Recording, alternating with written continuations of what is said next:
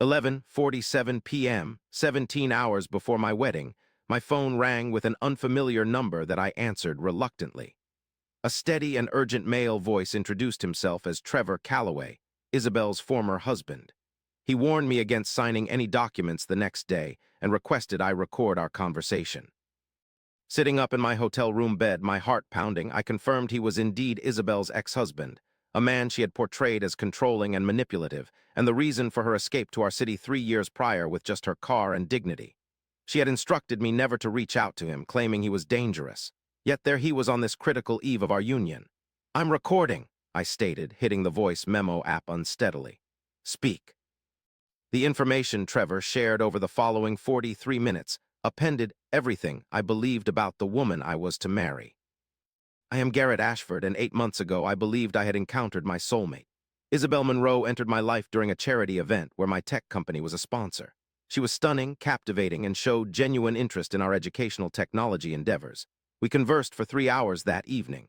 She shared her challenging divorce story, fresh start aspirations, and dreams of opening an art gallery once she regained financial stability. I found myself quickly falling for her. Isabel had a knack for making you feel like the center of attention.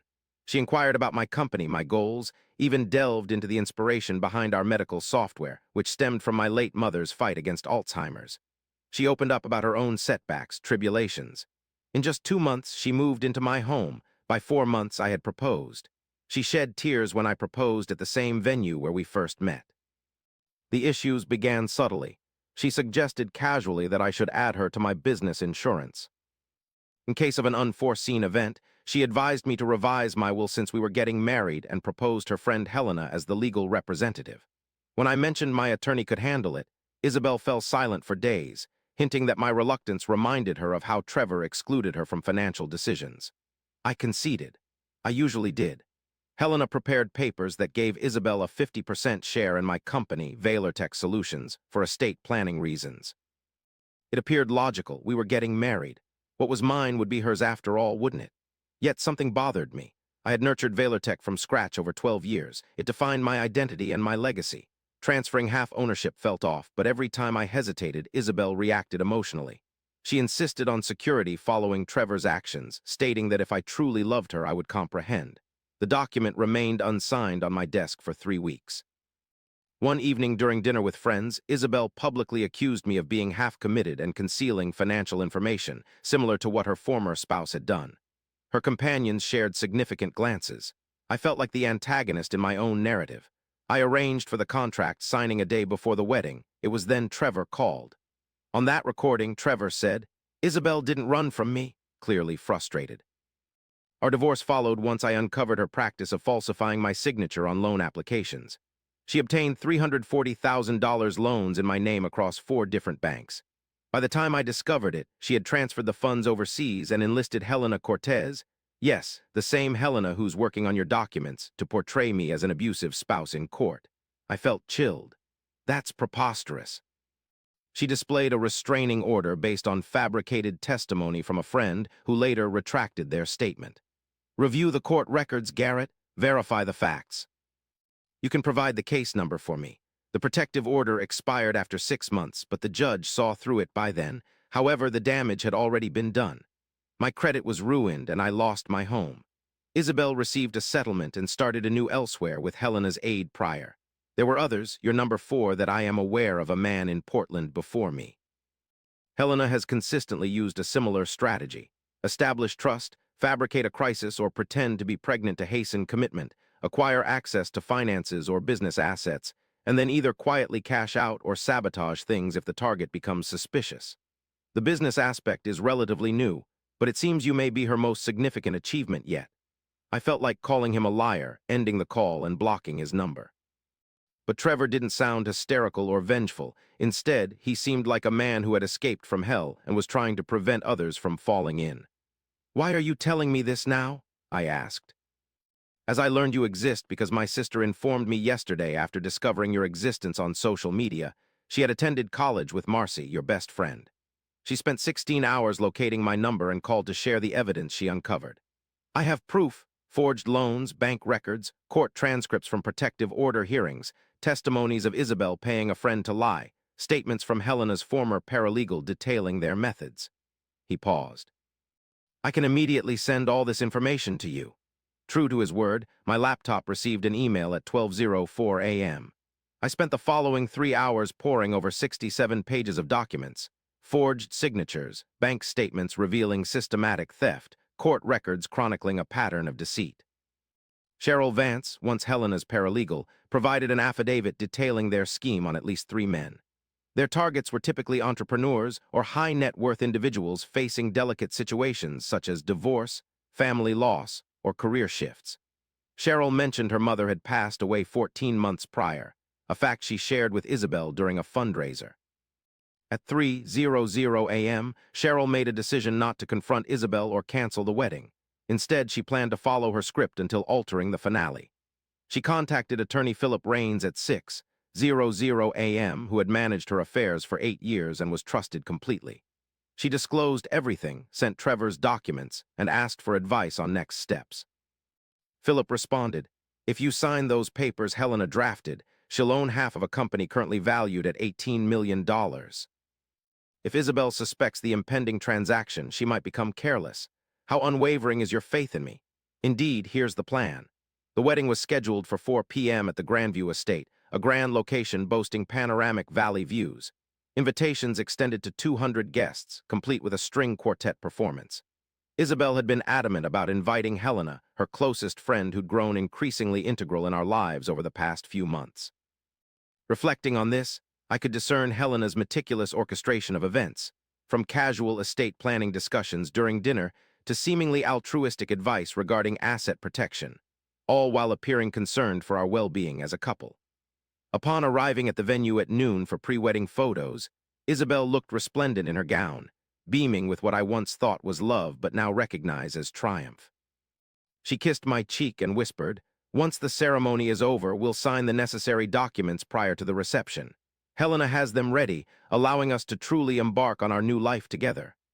I smiled in response, eagerly anticipating the future. 2:30 p.m. I encountered Philip in a secluded space at the location. He presented me with a file. "These appear to be contracts Helena sent you for signing," he stated. "They grant her half of Valortech, designate her as primary life insurance beneficiary, and empower her to make medical decisions on your behalf. They also provide comprehensive access to your assets. Here's our version," Philip added. He revealed a second identical folder, but with a subtle distinction. The documents within mirrored Helena's versions in formatting and legalese. However, hidden amidst the dense text was different phrasing. Instead of transferring ownership, my version explicitly stated Isabel's zero equity in the company and acknowledged that she had contributed nothing financially, labor-wise, or intellectually to Valortech. Essentially, it was a formal declaration that she had no right to my business, disguised to seem otherwise. "If she peruses this before signing, we're set," I said. Philip stated that those involved in deceit often become overconfident. They will perceive what they anticipate to see.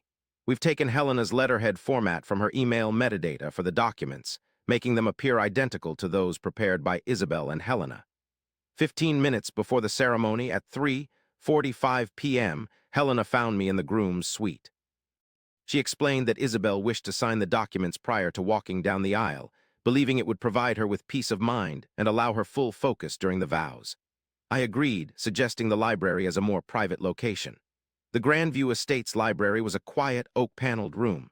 Upon arrival, Isabel, in her wedding dress and makeup, presented an air of perfection and radiance. Helena placed a folder on the table, causing my heart to race. "I also have copies," I said nonchalantly, revealing Philip's folder.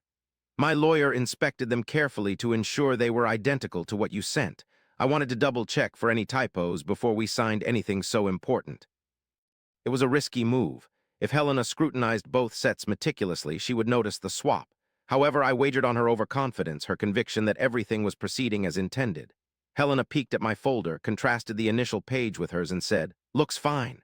This way you two can get married." Isabel signed first, swiftly adding her signature to each document without reading them. Notarizing them, Helena followed suit, not giving a thorough comparison. "Perfect," Helena confirmed. "These are now legally binding. Congratulations." Isabel embraced me. "Now I can marry you without concerns." The ceremony was magnificent. Isabel's vows emphasized partnership, trust, and building a future together. She wept during my vows, as did many of the guests. When the officiant said, "You may kiss your bride," the room resonated with applause. We skipped the reception afterwards.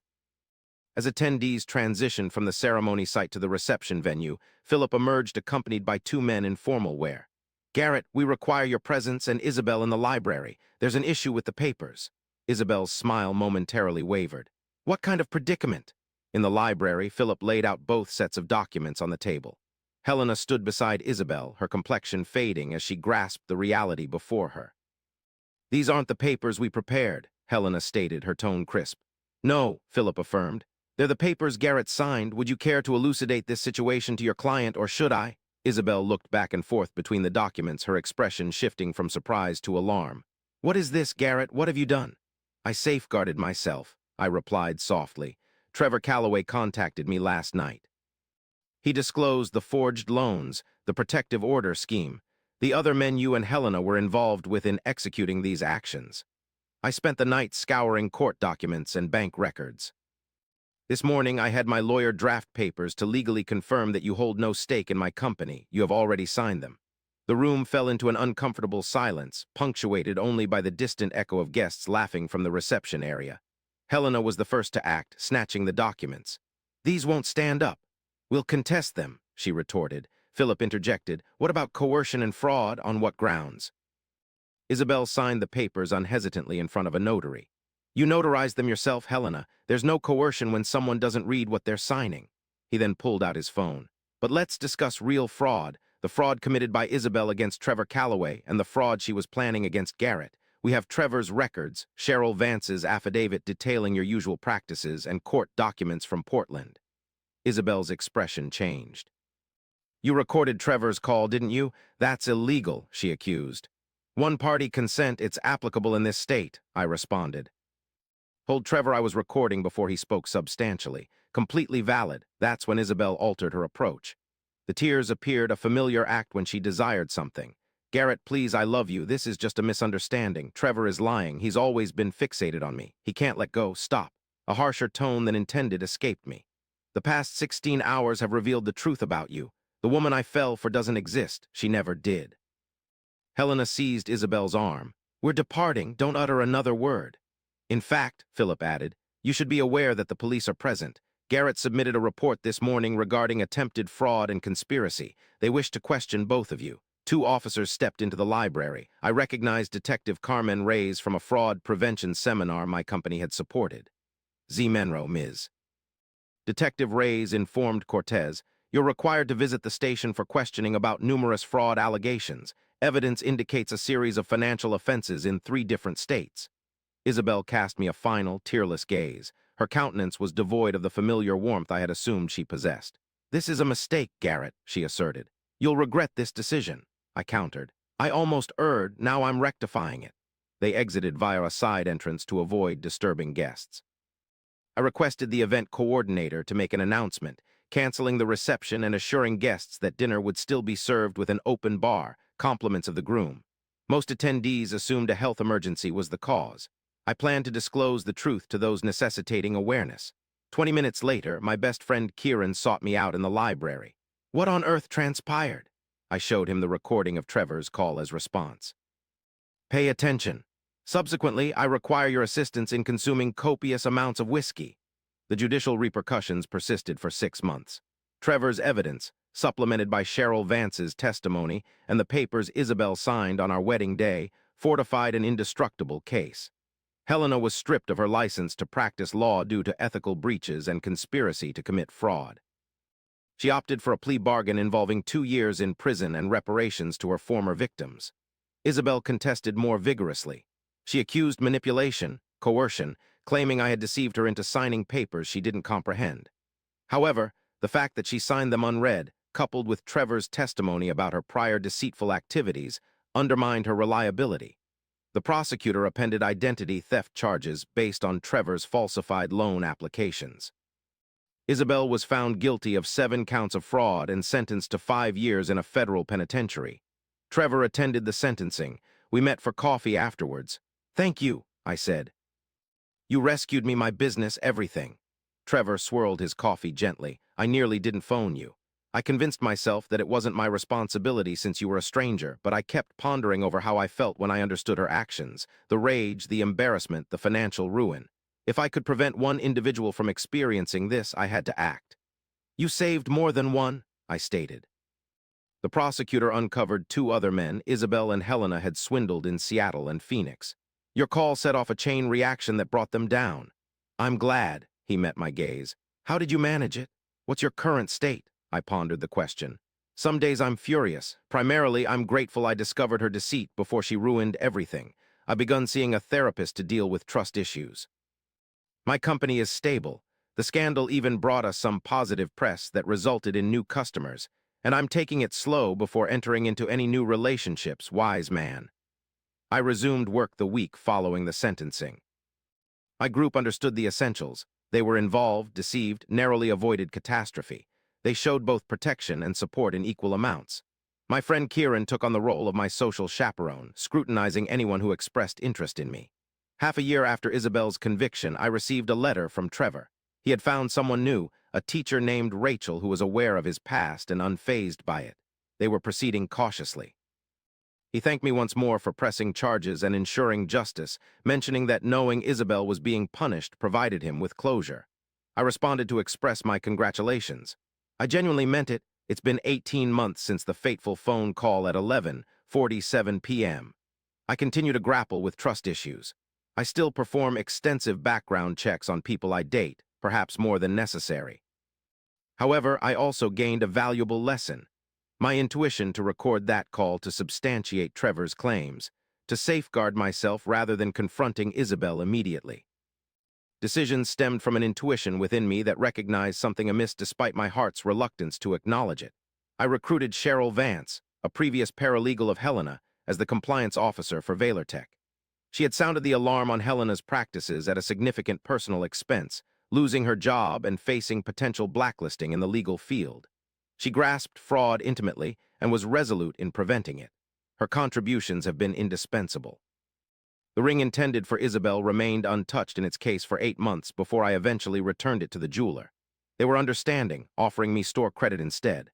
I utilized this credit to buy my sister a necklace as her birthday gift instead. At times, I ponder over the instant when Isabel signed those papers, her self-assuredness, her belief in victory. Such is the fate of cons. They operate until they cease to do so.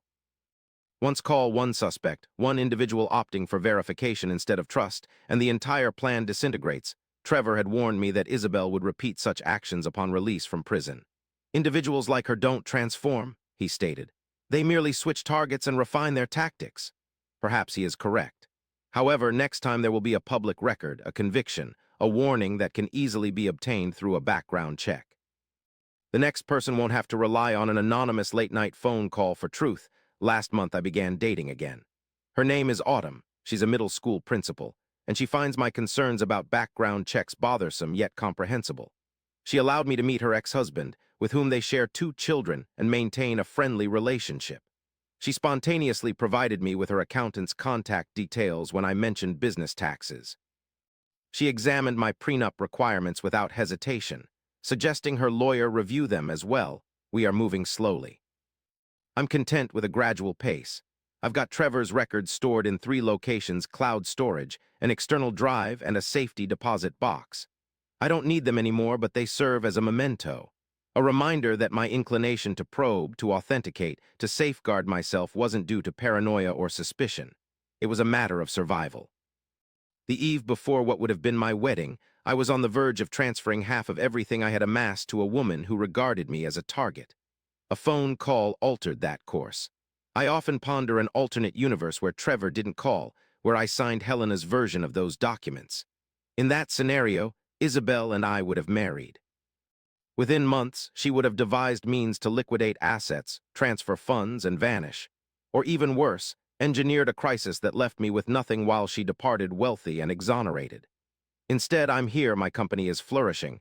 I retain my freedom, my standing, and my future. Because of one person deciding to alert a stranger and me choosing to heed that warning, people often inquire if I remorse ever meeting Isabel if I yearn to expunge those 8 months. My response is intricate. I lament being misled. I lament the anguish and the treachery. However, I do not regret learning what I learned about myself. That when it counted the most, I relied on my intuition rather than emotions. That's a lesson worth acquiring, even at a steep price. The recording of Trevor's call remains in my phone's voice memos, timestamped 11:47 p.m., lasting 43 minutes. I have never erased it. In the stillness of late nights when insomnia prevails, I notice it and recall how near I came to calamity. One choice, answering the phone to record the call for verification instead of disregarding, altered everything. I keep it as a reminder: trust but verify, love but safeguard yourself. If someone's ex-spouse contacts you on the eve of your wedding, perhaps you should pay heed to what they have to convey. It might save your life.